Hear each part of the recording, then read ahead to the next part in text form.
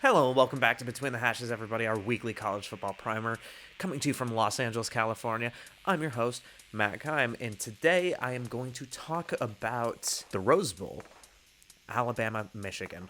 As a quick aside, we were this close to having a Michigan-Washington Rose Bowl playoff game, Pac-12, Big Ten, in the last year of existence for the Pac-12, and oh my God, Georgia, why couldn't you have just held out? That's all that needed to happen is Georgia needed to win. Anyways, wistfulness aside, from a narrative standpoint, this is a fascinating game for many reasons.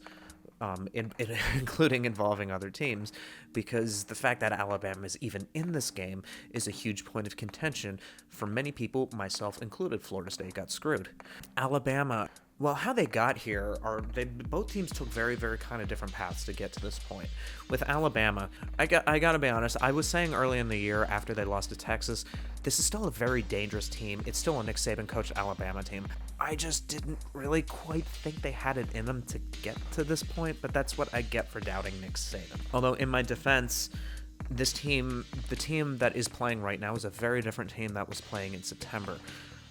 There are still massive red flags with this team. So the first and most obvious thing is the development of quarterback Jalen Milroe.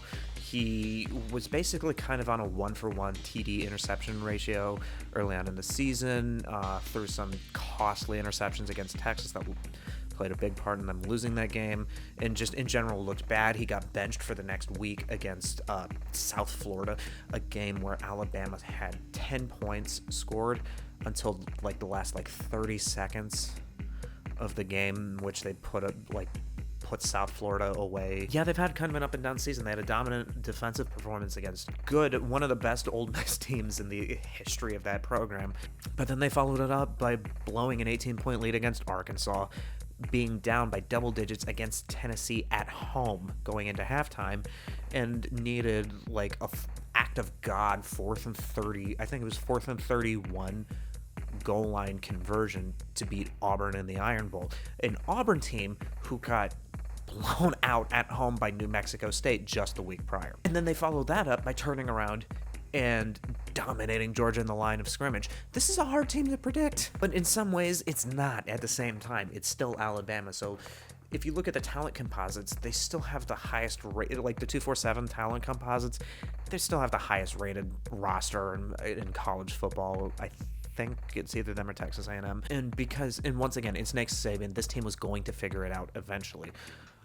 You could make the argument that they're playing their best ball right now, but it's also a little bit concerning that they were still having issues like needing a 4th and 31 conversion just a couple weeks ago. Point in favor of Alabama is Nick Saban is actually 6-1 in these first round semifinal games, with the one loss coming against Ohio State in 2014. Not only have they won the other 6 times, they've won them all by double digits. And so this, how Alabama does is going to depend on what Jalen Milroe can do. He has grown tremendously as a quarterback, and that shootout he had against LSU is one of the big indicators of his growth as a quarterback. One of the reasons why Auburn blew that specific play that I mentioned is because they really didn't put any pressure on him at all, and so it made him feel comfortable in the pocket, and eventually a window opened and he took advantage of it. And so if you don't pressure him, he'll eat you alive, but he's still very dangerous as a runner. Throughout the course of the season, even in some of these games where they've struggled, they have shown the ability to hit big plays down the field, which was one of the issues that they had against Texas early on in the season. And so even though there's inconsistencies with this Alabama team, some of the specific things that were plaguing them early on are no longer there. Offensive line has gelled a lot better. The quarterback has developed really nicely. There were some injury issues early on with their secondary, led by Malachi Moore, and even though some of those guys played in the Texas game, those that did weren't fully healthy and didn't get fully healthy until a few weeks later. And so this is the healthiest this team has been all year, and this is the most momentum they've had all year. The impressive thing about Jalen Milroe is that we saw him in some relief action because of injuries suffered by Bryce Young the year prior, and he just did not look good. It was almost like they were afraid to have him throw the ball at points, and it kind of looked like that again this year.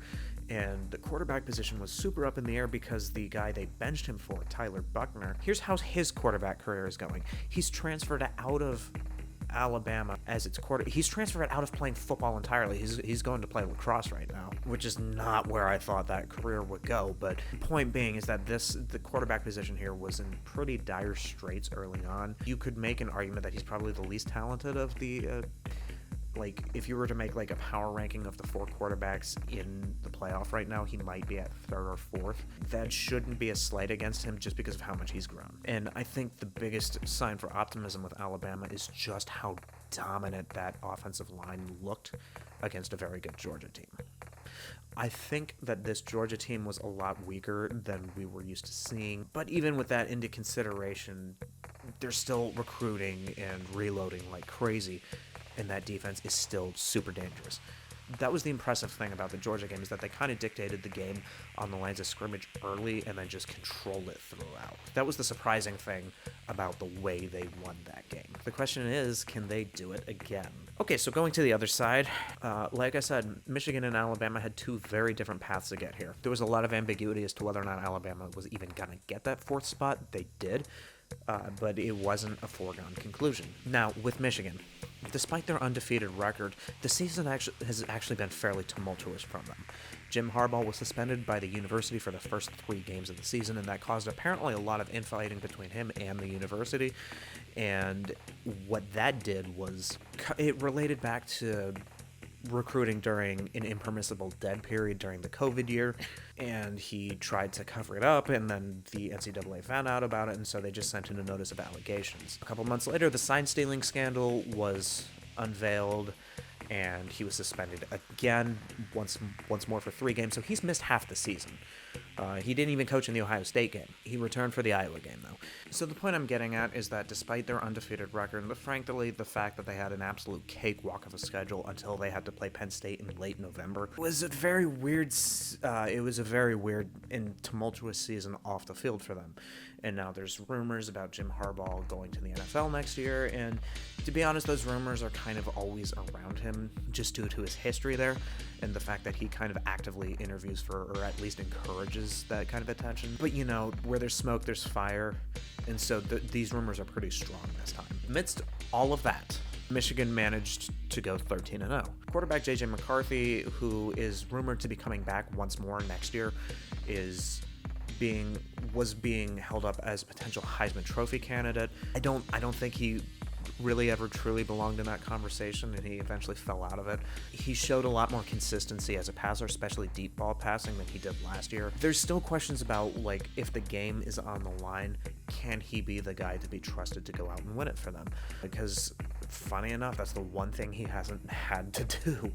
And you can say that at both as a credit and as a detriment to Michigan. So for example, I'm gonna hold up their Penn State game. In the second half of the Penn State game, Michigan won that game basically by just running the ball, and I think they called something like 32 or 36 straight run plays to close the game out, and that's over the course of I think it was like 5 or 6 drives. And it was a game that was like a 1-score game for the better part of the second, 1-2-score game for the better part of the second half, and so there was a lot still in doubt with that game. So there's 2 ways to read into that. There's the optimistic way, and then there's the glass half empty way. Glass half full is, like Washington, Michigan has now shown an ability to win in different ways. And so even if the passing game isn't working, they're playing a nasty, nasty defense, which Penn State has, and Ohio State too, later for that matter. They have shown an ability to adapt to their circumstances and overcome adversity both on and off the field and go out and win the game. Because remember, that game was in Happy Valley. It's glass half full. Glass half empty. When it mattered most, they couldn't trust him to win the game, so they had to find a different way to do it. Again, whichever of those 2 readings, or truth is somewhere in between, is up in the air. But what you can't do against Alabama is run almost 40 straight times and expect to win, especially because the offensive line has been dealing with injury issues pretty much all year.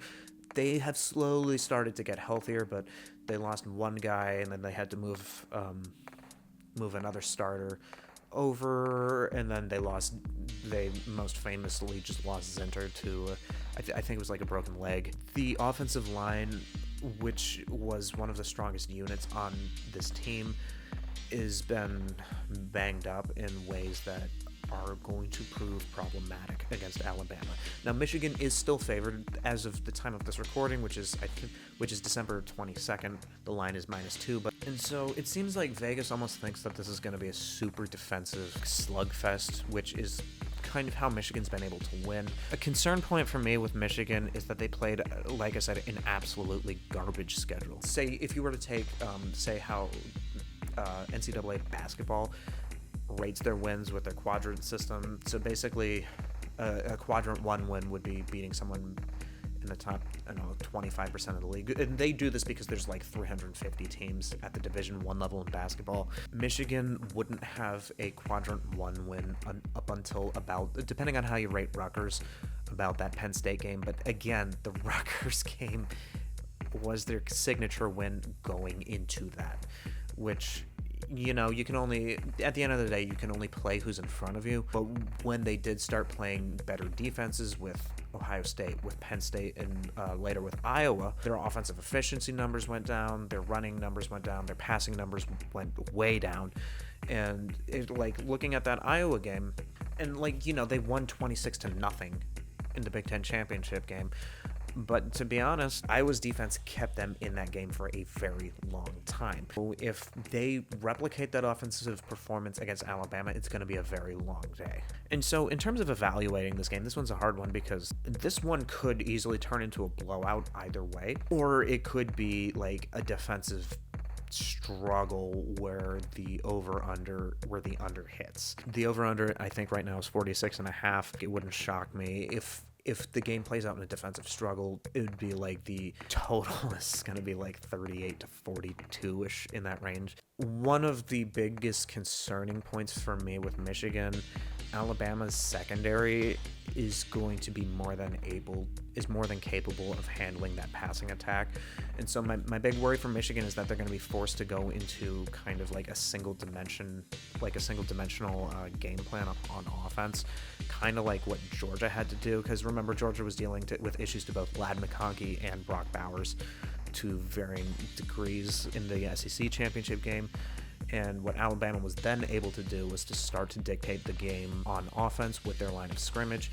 And to be honest, I think they're capable of replicating that performance a little bit more easily than Michigan is of winning that battle. I might be invoking gambler's fallacy here a little bit, because Alabama's won 6 straight first-round games, all by double digits, and Jim Harbaugh has lost 6 straight bowl games, including 2 recent playoff games with TCU and getting blown out by Georgia. I might be invoking gambler's fallacy by thinking that history is more likely to repeat itself here than it is for Michigan to finally break through.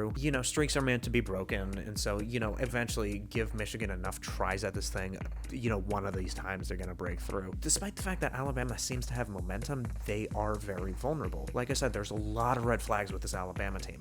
So, if the Alabama that showed up against like Arkansas or Tennessee or Auburn shows up, Michigan can win this game and it could be a blowout. But if the Alabama that just played against Georgia shows up, Alabama should run away with this thing. It kind of just comes down to who I trust more in this situation. Despite the fact JJ McCarthy is the more experienced quarterback, I also think he could potentially be a little bit more limited just because of the defense he has to play against, and the fact that Alabama physically can go blow for blow with what Michigan can throw at them. It's really, really, really, really hard, especially with only a 2-point spread, to pick against Nick Saban here, so I'm gonna go with the Tide in a close game, so Bama wins. And if you've been paying attention to this little bowl series that I've been doing, that means that the national championship on January 8th will be Alabama versus Washington.